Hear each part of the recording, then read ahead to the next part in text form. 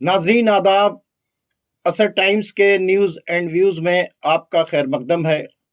नाजरीन, जैसा कि आप तमाम सोशल साइट्स के ऊपर और बड़े बड़े चैनल्स पर दुनिया भर में ये देख रहे हैं कि वो जो जंग बढ़ रही थी एक बारगी पॉज के मूड में आ गई और नेगोशिएशन की बातें शुरू हो गई। आखिर क्या वजह है कि नेगोशिएशंस की बातें शुरू हो गई और जंग के बजाय सुलह की बातचीत हो रही है? इस पर आज हम बात करेंगे अपने मेहमान जनाब सैयद सुलेमान अहमद साहब से, जो हमारे साथ तशरीफ़ रखते हैं। आइए सबसे पहले उनका इस्तकबाल करते हैं। सैयद सुलेमान अहमद साहब जी, बहुत बहुत आपका खैर मकदम है। आदाब। देखिए, जो इस वक्त के हालात हैं मिडिल ईस्ट के अंदर, अमेरिका ने अपनी पूरी ताकत झोंक दी कि ईरान डर जाए। डरने के बजाय ईरान भी अपनी पूरी ताकत के साथ में खड़ा है और हालात ऐसे हो रहे हैं कि जो अमेरिका का बहरी बेड़ा है अब्राहम लिंकन, उसके करीब जो ईरान के ड्रोन हैं वो जा रहे हैं। वो वार्निंग भी दे रहे हैं लेकिन वो नहीं मान रहे हैं और लगातार उनकी नक्ल हरकत के ऊपर वो ड्रोन जो है निगाह रखे हैं। अब एक ऐसी सिचुएशन के अंदर ईरान आ गया कि अमेरिका के जो नेवी के ऑफिसर थे उन्होंने अमेरिका से इस बात को कहा कि भाई, अब जिस तरह से उनके ड्रोन आ रहे हैं, जिस तरह से उनके मिसाइल्स फायर हो रहे हैं, अगर हम कोई रिएक्शन करते हैं, रिटेलिएशन करें या रिएक्शन करें, तो उसका नतीजा ये होगा कि उसके बाद जो रिटेलिएशन होगा और इतनी मिसाइल्स आएंगी कि हमारा ये बहरी बेड़ा जो है महफूज नहीं रहेगा। इसको आप कैसे देखते हैं?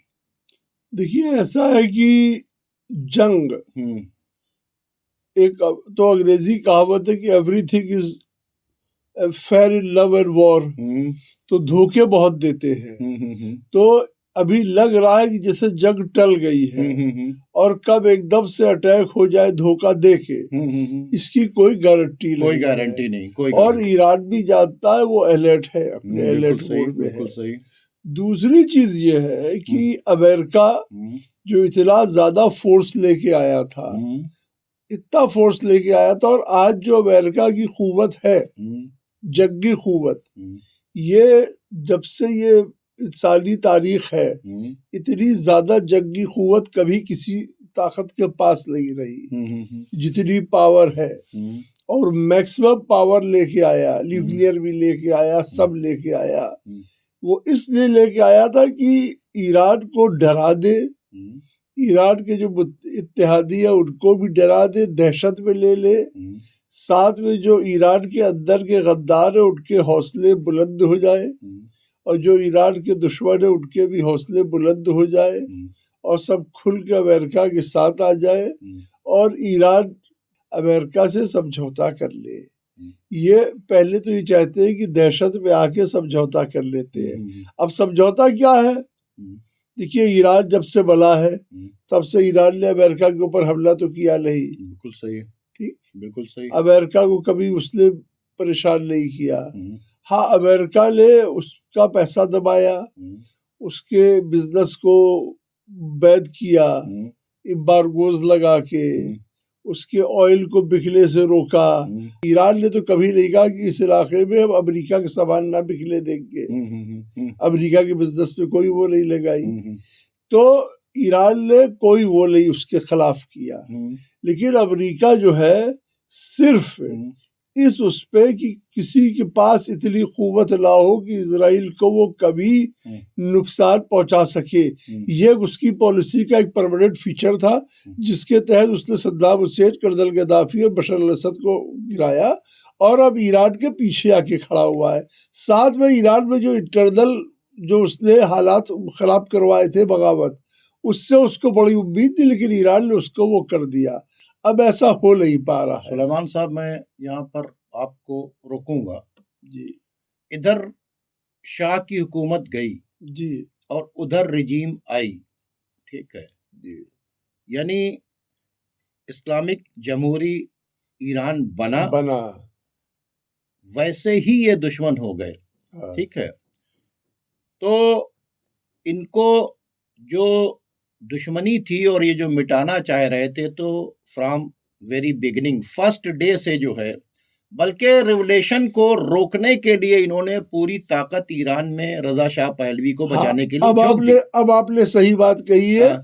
जब रेवोल्यूशन चल रहा था आयतुल्लाह खुमैनी साहब का, तब अमेरिका ने ये रजा शाह पहलवी के पीछे बहुत ताकत लगाई पूरी थी, ताकत लगा दी। और जो जुल्म और बर्बरियत का दौर जो रजा शाह पहलवी ने किया, उसमें सारे अमेरिकन मिलिट्री मशीन इन्वॉल्व थे। अमेरिका, इजराइल सब शामिल था, पूरे यूरोप शामिल था। जब आप मिलिट्री मशीन कहते हैं तो उसका मतलब साज और सामान, उनके एक्सपर्ट सब रहते हैं। तो ईरान तो उस दिन से अमेरिका के खिलाफ, और सबसे पहले उन्होंने, ईरान ने अमेरिका को शैतान बुजुर्ग कहा, और इजराइल और अमेरिका दोनों की एम्बेसी जो है अपने यहाँ से बंद कर दिया।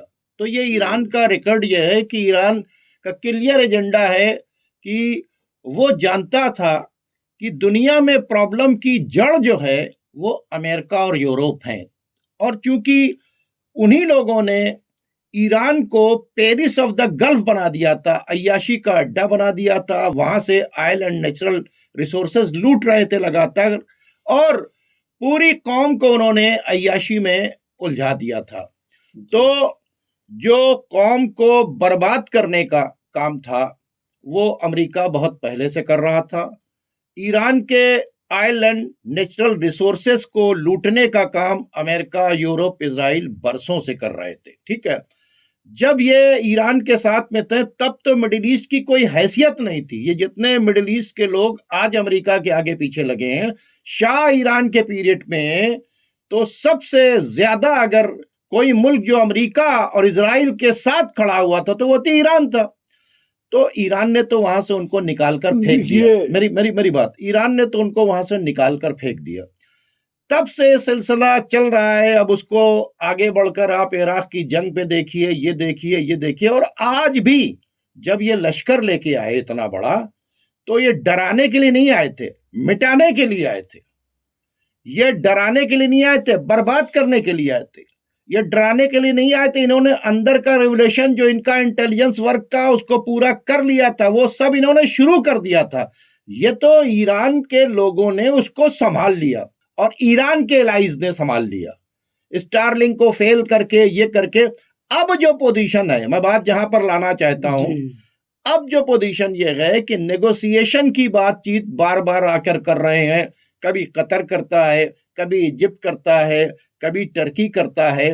आखिर इन लोगों को इतनी हमदर्दी पैदा हो गई है ईरान के साथ में, या अमेरिका की तरफ से, या अमेरिका के वकील बनकर ईरान के साथ पहुंच रहे हैं। एक चीज जो आपने कहा उससे हल्का सा डिफर करेंगे। 1945 से सऊदी अरब का अमेरिका से एक डिफेंस अलायंस था, ठीक है, और सऊदी अरब जो अमेरिका के प्रोटेक्शन में था। जी जी बिल्कुल। वो अपने को बहुत बड़ा इस्लामी मजहबी स्टेट कहता है, लेकिन खुरात के खिलाफ जाके उसने अमेरिका से एक डिफेंस अलायंस किया था, और सारे इन कंट्रीज ने किया था। लेकिन भाई इनका एस्टेब्लिशमेंट ही जो है ऑटोमन एम्पायर को गिराकर ब्रिटेन और अमेरिका ने मिलकर इनको सब कुछ किया, तेल इनको निकाला, सब कुछ किया, बाद इन्होंने कर लिया। लेकिन जो है ईरान की पोजीशन जो थी, क्योंकि ईरान में ऑयल जो है सबसे पहले से उन्होंने डिस्कवर किया, रिफाइंड किया, और ईरान सबसे पुरानी ताकत थी, मोस्ट डेवलप था, ठीक है। और आज भी अगर ईरान ये खाली इजराइल के खिलाफ मुखालफत और जो अमेरिकन एक्सप्लॉयटेशन है इसके खिलाफ अपना स्टैंड छोड़ दे, तो आज भी ईरान से अमेरिका को कोई दिक्कत ना हो। अगर वो इजराइल को तस्लीम कर ले, जिस तरह से कतर ले, यूएई ले और सऊदी अरब वाले सब ले करे बैठे, मिस्र वगैरह, टर्की वगैरह की रिलेशनशिप है, तो अमेरिका पहली प्रेफरेंस ईरान को देगा, इनको बाद की प्रेफरेंस देगा। अच्छा, ठीक है। लेकिन यह है कि ईरान का ये नहीं है।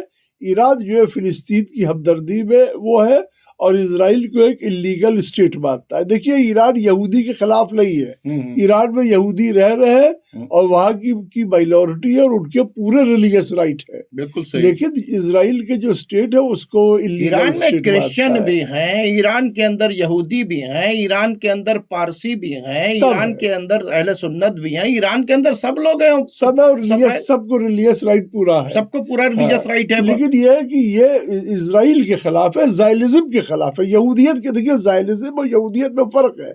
यहूदी एक मजहब है, इतने मजहब है, यहूदी भी एक मजहब है, लेकिन ज़ायलिस्ट वो है जो ये मानते हैं कि यहूदियों का राज पूरी दुनिया में होना चाहिए। तो इसको ईरान रेजिस्ट करता है। देखिए ये तो उनकी फिक्र जो है वो हजारों साल पुरानी है। नहीं हम वो आप जानते हैं, लेकिन मैं नाजरीन को एक बार याद दिला रहा था। अब तो ये फिक्र उनकी बहुत पुरानी है नाजरीन, और वो ग्रेटर इजराइल बनाना चाहते हैं, जो उनका एजेंडा है।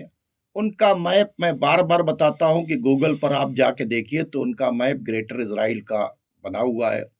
और जो प्रॉब्लम की जड़ है वो है ग्रेटर इजराइल। ठीक है, एक्चुअली मिडिल ईस्ट की प्रॉब्लम की जड़ क्या है? Greater Israel.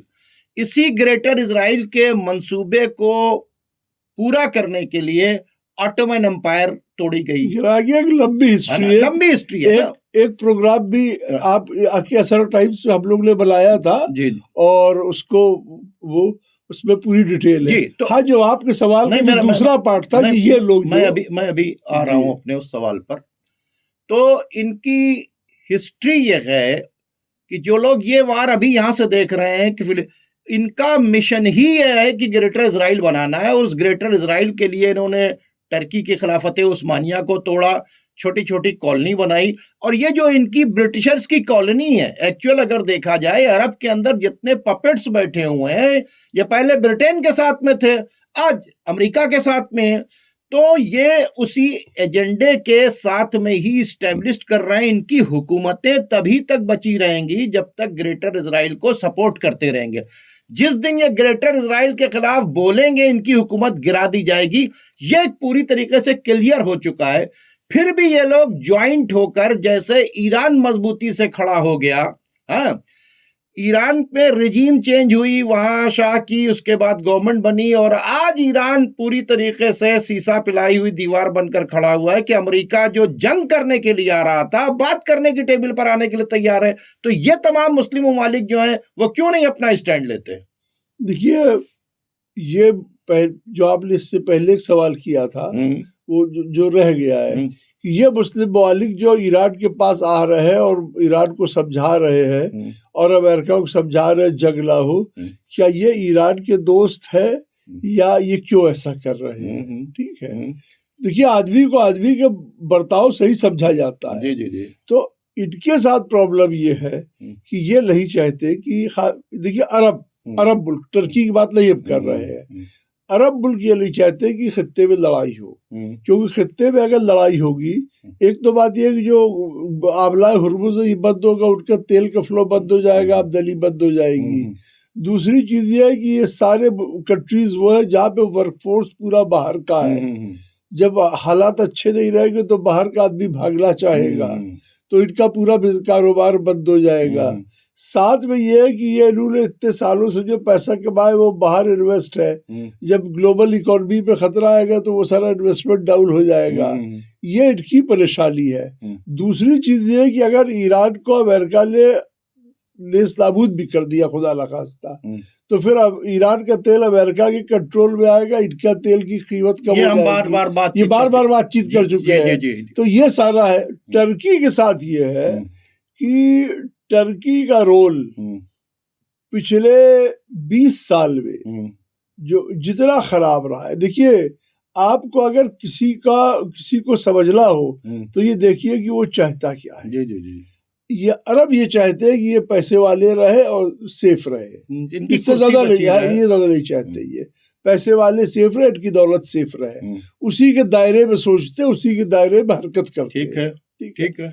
टर्की के साथ एक ख्वाब ये है कि वो मुसलमानों का लीडर बनना चाहता है और ग्रेटर टर्की फिर से बनाना चाहता है। तो ग्रेटर टर्की कब बनेगा जब कोई मुल्क टूटेगा, अल्लाह ताला जमीन एक्सपेक्ट तो करेंगे नहीं, कोई मुल्क टूटेगा तो जब वो सीरिया को और इराक को अपने लक्ष्य में दिखाता है और निसाब में पढ़ाता है कि ये हमारा था, ये फिर से हमें लेना है, तो पहले वो उसने सीरिया और इराक को दोनों की तोड़ने की सियासत में टर्की का बड़ा रोल रहा है।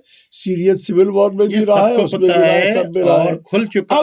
अब वो नहीं है, अब वो लेकिन क्या इजराइल के रहते हुए इजराइल उसी इलाके में ग्रेटर इजराइल बनाएगा, आप ग्रेटर टर्की बनाएंगे, तो दोनों का तो क्लैश ऑफ इंटरेस्ट है। ये क्लैश ऑफ इंटरेस्ट है, लेकिन वो सोचता है कि जब 2-3 बड़े मुल्क टूटेंगे तो हिस्सा बटेगा, इजराइल ज्यादा खा लेगा, कुछ हम भी खाएंगे। तो एक ग्रेटर टर्की के नाम पर कुछ थोड़ा सा हिस्सा चाहता है और एक ग्रेटर इजराइल के नाम पर, ग्रेटर इजराइल के नाम पे बनाता है, क्योंकि दोनों का पहला मिशन, प्राइमरी मिशन ये है कि अभी जो मुल्क है वो टूटे तो दोनों बार बार मिल जाते हैं। चलिए, मैंने आपकी बातचीत वो बिल्कुल सही है, इसमें इंटरेस्ट है, लेकिन मेरे एक बात जो समझ में नहीं आ रही, ये जितनी हमदर्दी दिख रही है, जब ईरान की घेराबंदी हुई थी तभी दिखना चाहिए थी। जब असलहे आ रहे थे और जॉर्डन में और कतर में और सऊदी अरब में बार बार आ रहे थे, तब तो आपने हमदर्दी नहीं दिखाई। अब जब ईरान की फौजें फुल फ्लैश सामने आ गई हैं, अब आपको लग रहा है कि स्ट्रेट ऑफ हॉर्मुज बंद हो जाएगा, अब आपको लग रहा है कि अमेरिका के मुकाबले में आकर ईरान शीशा पिलाई हुई दीवार बनकर खड़ा हो गया है। अब आप जो प्रपोजल लेके गए थे कि इनरिच यूरेनियम हमें दे दीजिए, न्यूक्लियर मत बनाइए, और ये तो वो न्यूक्लियर तो बना नहीं रहे, फिर ये कहा गया कि रेसिस्टेंस को सपोर्ट न कीजिए, ठीक है, उसके अलावा जो मिसाइल्स के रेंज है उसे कम कर दीजिए। ये सारे प्रपोजल यही लेके गए हैं, इसके अलावा कोई नया प्रपोजल नहीं लेके गए। इन सारे प्रपोजल्स के बाद ईरान ने जब रिजेक्ट कर दिया, अब ईरान ने यह कहा कि जो भी अमेरिका के साथ रहेगा वो हमारा दुश्मन होगा। ईरान ने प्रैक्टिस शुरू कर दी कि हम स्ट्रेट ऑफ हॉर्मुज बंद कर देंगे। ये पहले नहीं गए, अब इनमें हलचल मची है, इससे पहले क्यों नहीं थी? इन्होंने अमेरिका से कह दिया कि भाई आप हमारे यहाँ हथियार देखिए, इनमें दो ग्रुप है, एक तो अरबों का ग्रुप है, ठीक है, उनको छोड़ दिए, उनका अपने बिजनेस रीजन बताया। एक मिस्र है जो बुरी तरीके से इजराइल और अमेरिका की मदद से चल रहा है, उसको भी छोड़ दीजिए। एक टर्की है जो अपने ख्वाब पे चल रहा है, ठीक है, और ये ख्वाब ये जानता है कि बगैर अमेरिका और इजराइल की मदद से पूरा नहीं होगा। दूसरी चीज है कि टर्की ने पूरा अमेरिका को प्लान दिया था कि 1 लाख ISIS के लड़ाके हम घुसेड़, हम लोग इस पे बात और हो सकता है कि अभी भी आगे चल के कोई धोखा देना हो, इसी में वो उसी का पार्ट हो टर्की। देखिए, वो तो आप बात सही कर रहे हैं, लेकिन ये कि हमको जो चीज समझ में आती जी, हमको ये समझ में आया कि ये समझ रहे थे कि इतनी थ्रेट के बाद, इतनी घेराबंदी के बाद ईरान टूट जाएगा। कितनी बदतमीजी की जबान इस्तेमाल की वहाँ के सुप्रीम लीडर के बारे में, क्या क्या प्लान बनाया कि उनको हम उठा ले आएंगे, किस तरह की स्कीम थी कि हम वहाँ के ऊपर जाकर उनके मिसाइल यूनिट्स को इसको सब खत्म कर देंगे। और उसके साथ में कभी ये कहता है अमेरिका कि वहां पर ह्यूमन राइट्स का वायलेशन हो रहा है, कभी ये कहता है कि वहां के ऊपर न्यूक्लियर बन रहा है, कभी ये कहता है कि न्यूक्लियर को तो हम तबाह कर चुके हैं पिछले, उसके अंदर 50 साल के अंदर नहीं बन पाएगा। और बार बार जो है ये अपने स्टेटमेंट को बदल रहा है। दूसरी तरफ आप ईरान को देखिए, ईरान अपनी फौज को बढ़ाता चला जा रहा है, अपनी प्रैक्टिस को बढ़ाता चला जा रहा है। उसकी मदद के लिए चाइना के शिप आ चुके हैं, रशिया का भी शिप उसके यहाँ पहुंच चुका है और पूरी तरीके से वहां वार प्रैक्टिस हो रही है। तो ईरान ने जो कुछ कहा, वो सुप्रीम लीडर भाग जाएंगे, वो बार बार अपना वीडियो डाल रहे हैं कि हम मस्जिद जमकरान भी जा रहे हैं, खामनाई साहब की कब्र के ऊपर भी जा रहे हैं, और रेड अंगूठी पहनने के बाद अभी उन्होंने कहा कि ये जो जंग है ये रीजनल वॉर में जाएगी। ये रीजनल वॉर में रीजन वाले बड़ा परेशान है। इसको आप कैसे देखते हैं? देखिए, ऐसा है कि ईरान ने एक चीज क्लियर कर दी है। Chief of the army staff ने कहा है कि अगर कोई भी हरकत होती है, ये हरकत होती है, इससे क्या मतलब है? हरकत से मतलब है कि ईरान के किसी इंस्टॉलेशन पे बॉम्ब हो जाए, ड्रोन अटैक हो जाए, कुछ हो जाए, तो पहले ये माना जाता था कि एक हरकत हो गई, उसका जवाब दे दीजिए। ईरान ने कहा नहीं, कोई भी हरकत होती है तो all out war, all out war.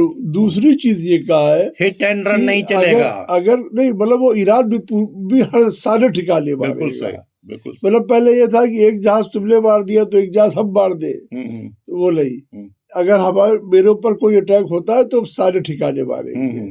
दूसरी चीज ये है सारे ठिकाने या टर्की में या अरब कंट्रीज के सारे ठिकाने मारेंगे, बेस मारेंगे। दूसरी चीज ये है कि जो लोग जो अमेरिका के इत्तेहादी है, जो अमेरिका के अहलोकार मददगार है, हम जग के हालात में उनको भी अमेरिका के साथी मानेंगे और अमेरिका की तरह ही ट्रीट करेंगे, जैसे दुश्मन के तरीके से, दुश्मन की तरह ही ट्रीट करेंगे। जो अमेरिका को सपोर्ट करेगा उसे दुश्मन ट्रीट करेंगे, चाहे वो टर्की सपोर्ट करे चाहे अरब सपोर्ट करे। ये चीज अगर किसी को लग रहा है कि ईरान ने जाती कर रहा है तो जाती नहीं है। जब ट्विन टावर गिरा था 11 सितंबर में, तो जॉर्ज बुश ने खाली एक स्टेटमेंट दिया था कि either you are with us और we list you with them. अगर तुम हमारे साथ नहीं हो तो हम तुम्हें उनके साथ मान लेते हैं, ओसामा बिन लादेन के साथ मान लेंगे तुमको। उनके साथ वही मतलब।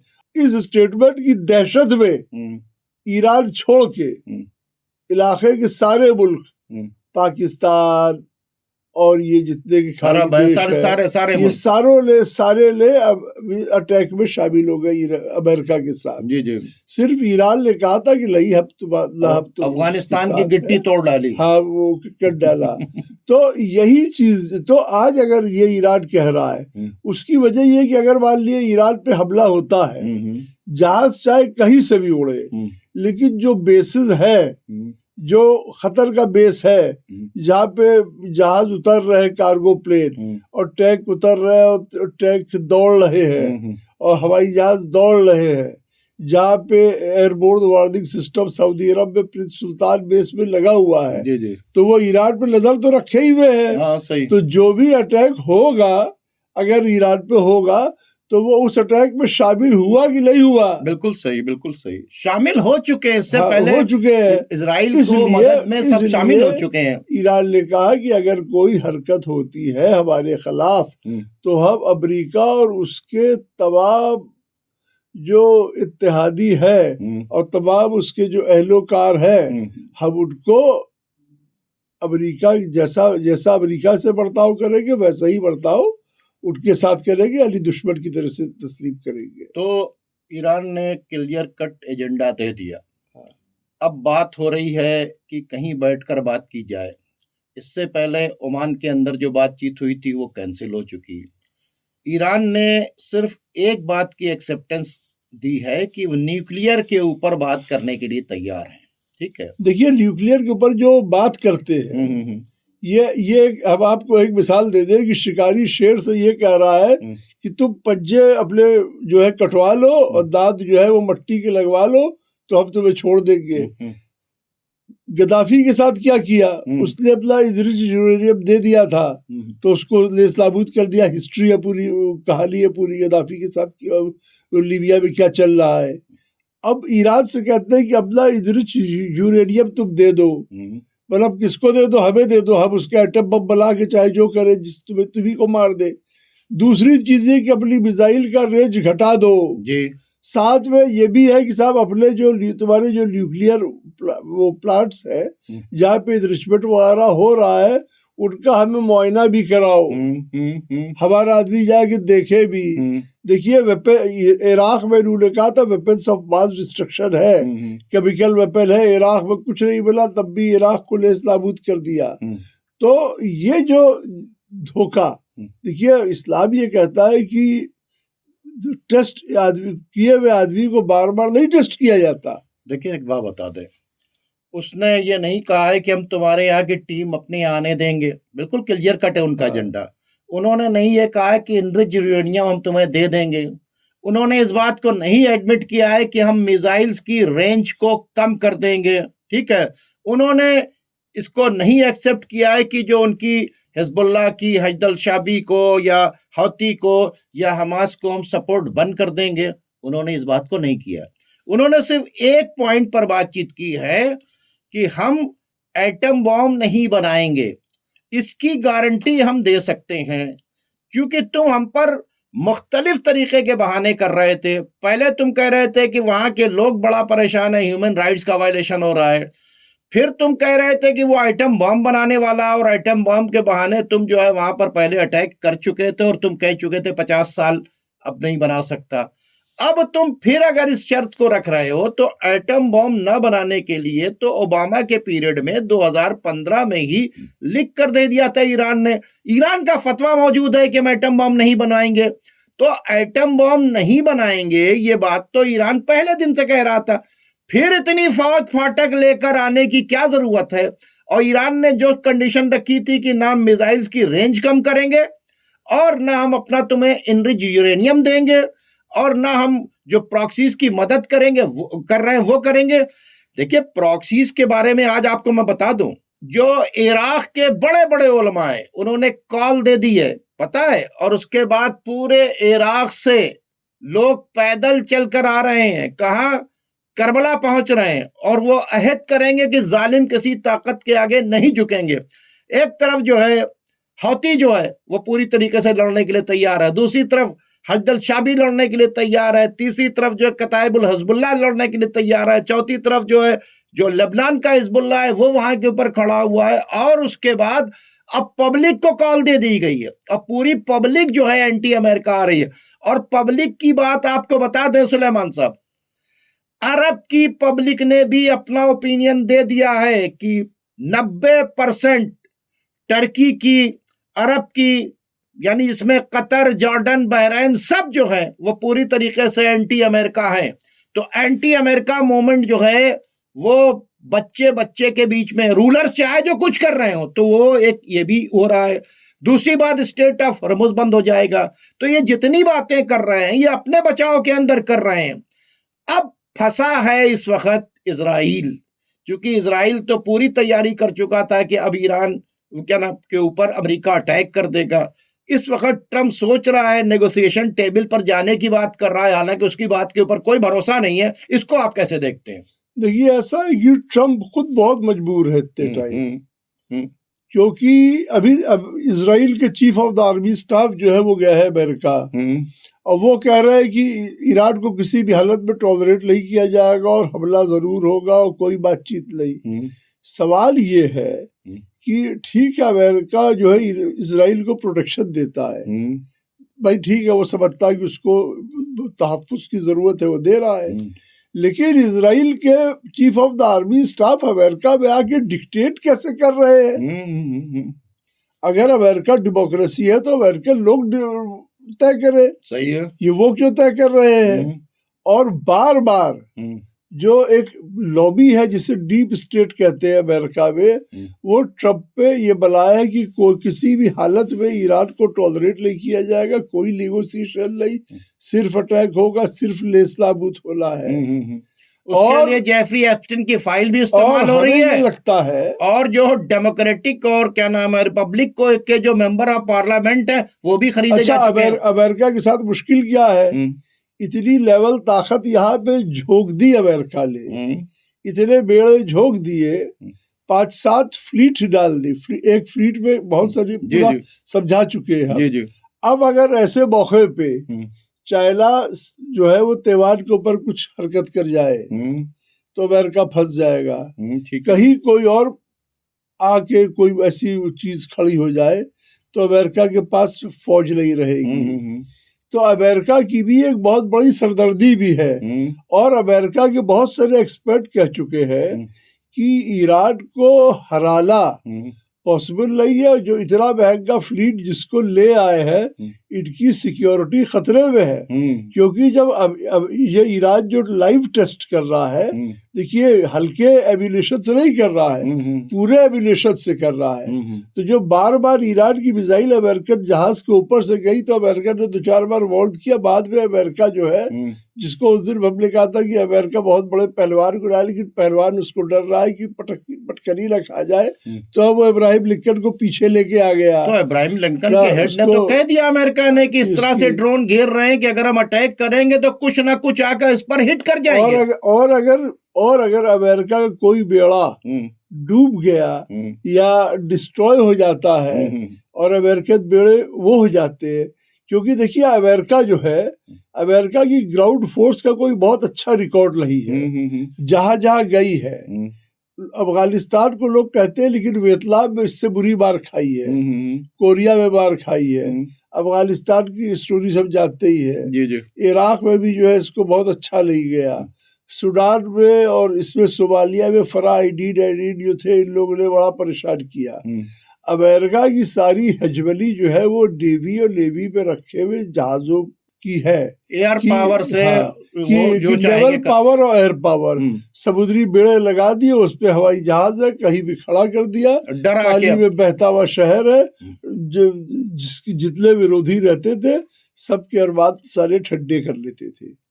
तो चूंकि टाइम खत्म हो गया है सुलेमान साहब, नाज़रीन इस वक्त के हालात ये हैं कि किसी भी तरह से ना ईरान का आर्मी चीफ, ना वहाँ के प्रेसिडेंट महमूद पेज़ेश्कियान और ना ही सुप्रीम लीडर ऑफ ईरान, जंग कोई नहीं चाहता है, लेकिन कोई झुकने के लिए तैयार नहीं है। और जो 2015 में इन्होंने JCPO की साथ एक साइन किया था कि हम एटम बॉम्ब नहीं बनाएंगे, उस पर वो 2015 में भी तैयार थे, आज भी तैयार थे। इस पर ओमान के अंदर बात चल रही थी, उसी बीच में धोखा देकर ट्रंप ने अटैक कर दिया।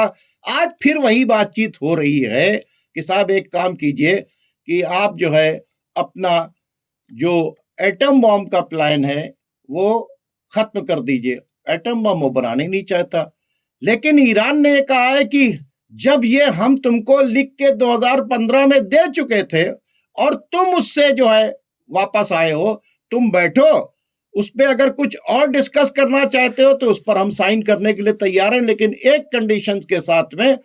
बाकी जो तुम कंडीशंस रख रहे हो कि हमें मिसाइल्स के रेंज को कम करना है, हम प्रॉक्सीज को सपोर्ट नहीं करना बंद कर देंगे, तो ये तुम्हारे दिमाग का खलल है कि हम तुम्हारी बातचीत मान लेंगे, या वो इजराइल के साथ में जो ईरान का टसल है उसको हम छोड़ देंगे।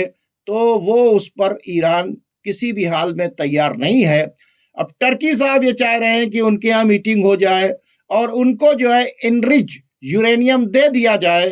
अब आप बताइए कि टर्की में अगर एनरिच यूरेनियम टर्की को दे दिया जाए तो अमेरिका को कितना ट्रस्ट है टर्की के ऊपर, तो क्या उतना ट्रस्ट ईरान करेगा कि इनको एनरिच यूरेनियम दे दे?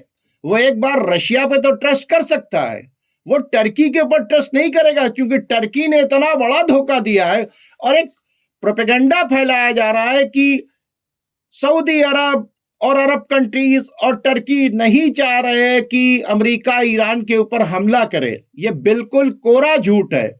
सच ये है कि अमेरिका इन सब को यूज कर रहा है, और चाहे टर्की हो, चाहे आपके अरब कंट्रीज में तमाम अरब कंट्रीज, कोई जो है ना हमास को पसंद करते हैं, ना हिजबुल्लाह को पसंद करते हैं, ना हौती को पसंद करते हैं, ना हजदल शाबी को पसंद करते हैं, और ना ही ईरान को पसंद करते हैं।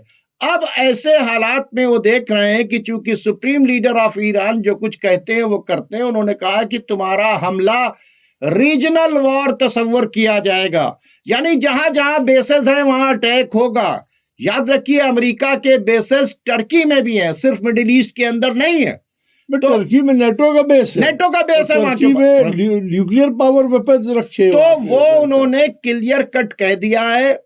और दुनिया को एक उन्होंने बाकायदा तौर के ऊपर एक मैसेज दिया है। ईरान के आर्मी चीफ ने, ईरान के प्राइम मिनिस्टर ने, प्रेसिडेंट ने और वहां के सुप्रीम लीडर ने, कि हम जंग नहीं चाहते, और जंग अगर हम पर छेड़ी गई तो फिर हम उसका मुकाबला सख्ती से करेंगे। और अगर कोई ये सोच रहा है कि थोड़ा बहुत हम अटैक करके निकल जाएंगे, तो जो छोटा सा भी अटैक होगा, जैसे इनकी पॉलिसी है कि हिट एंड रन करते हैं, तो उन्होंने साफ साफ कहा है कि हिट एंड रन की पॉलिसी नहीं होगी, अब ये प्रॉपर वॉर चलेगी। और उस वॉर की प्रैक्टिस के लिए स्टेट ऑफ हॉर्मुज में चाइना और रशिया उतर चुके हैं, सामने अमेरिकी बेड़ा लगा हुआ है, इधर प्रैक्टिस हो रही है। ड्रोन चारों तरफ से अमेरिका के जो क्या नाम है अब्राहम लिंकन है, अमेरिका के बेड़े हैं, और जहां जहां उसको पूरी तरीके से मॉनिटर कर रहे हैं। रशिया के और चाइना के सैटेलाइट पूरी तरीके से मॉनिटर कर रहे हैं, बड़े कोऑर्डिनेशन के साथ में। ईरान पूरी तरीके से खड़ा है। ईरान जंग नहीं चाहता है, लेकिन अगर ईरान पर जंग छेड़ी गई तो फिर ईरान पूरी तरीके से तैयार है। ईरान सुलह के साथ रहना चाहता है, लेकिन कंडीशन और रेस्पेक्टेड सुलह के साथ। वो कहता है एटम बम हम नहीं बनाएंगे, हमसे लिख के ले लो। वो कल भी कह रहा था, आज भी कह रहे हैं, फिर हमारे सैंक्शंस को भी हटाओ। तो सुलह होती है, और ईरान तो पहले ही तैयार है कि एटम बम नहीं बनाएंगे। सैंक्शन अगर हटता है तो इसका भी एडवांटेज ईरान को ही जाएगा। तो हमारी दुआ यह है कि भाई पीस हो जाए, सुलह हो जाए। लेकिन अमेरिका की हैसियत ईरान ने दिखा दी, और यह उन्होंने दिखाया कि अगर आप अपने मुल्क की दिफा के लिए, अपनी दिफा के लिए इज्जत के साथ खड़े रहेंगे, तो फिर मदद जो है ऊपर वाला ही आपको की करेगा। और ऊपर वाले ने ऐसी पोजीशन ला दिया कि कल तक ऐसा लग रहा था कि चंद मिनटों के अंदर अटैक होने वाला है, ईरान बर्बाद हो जाएगा, सुप्रीम लीडर को पकड़ ले जाएंगे, उनके तमाम मिसाइल्स यूनिट को बर्बाद कर दिया जाएगा। उन्होंने यहां तक कहा कि जहन्नम बना देंगे। जहन्नम बनाने के लिए आए थे, आज टेबल पर बैठने के लिए ट्रंप तैयार हैं, और ट्रंप बैठ रहा है तो बहुत ज्यादा बेंजामिन नेतन्याहू परेशान है। बेंजामिन नेतन्याहू इसलिए परेशान है कि अगर ये पीस हो गई तो अभी जो सितंबर में चुनाव आ रहा है उसमें बेंजामिन नेतन्याहू की कुर्सी नहीं बचेगी। अब बेंजामिन नेतन्याहू की कुर्सी बचाएं ट्रंप या अपनी कुर्सी बचाएं? उनकी कुर्सी क्यों खतरे में है? क्योंकि 31 मार्च को हो सकता है कि ट्रंप के खिलाफ इम्पीचमेंट आ जाए, क्योंकि अंदर अंदर अमेरिका के लोग इनकी डर्टी पॉलिटिक्स से बहुत परेशान है। क्योंकि ये आए थे इलेक्शन में कि ये पीस कायम करेंगे, लेकिन इन्होंने जस्ट अमेरिका की पब्लिक को धोखा दिया। ये हर जगह जंग फैला रहे हैं, और इस वक्त के हालात ये हैं कि 2026 में 2 कुर्सी खतरे में दिख रही है, और वो 2 बड़ी कुर्सी जो है वो एक बेंजामिन नेतन्याहू की है और एक ट्रंप की है। अब देखना है कि ये कुर्सी ये अपनी कैसे बचा पाते हैं, और कैसे ये जिस जगह ये लड़ने के लिए आ गए मिडिल ईस्ट में, वहां से अपनी फौजों को लेकर, अपने बेड़ों को लेकर कैसे जाते हैं, ये भी दुनिया देखेगी। नाज़रीन, बहुत बहुत शुक्रिया। खुदा हाफिज।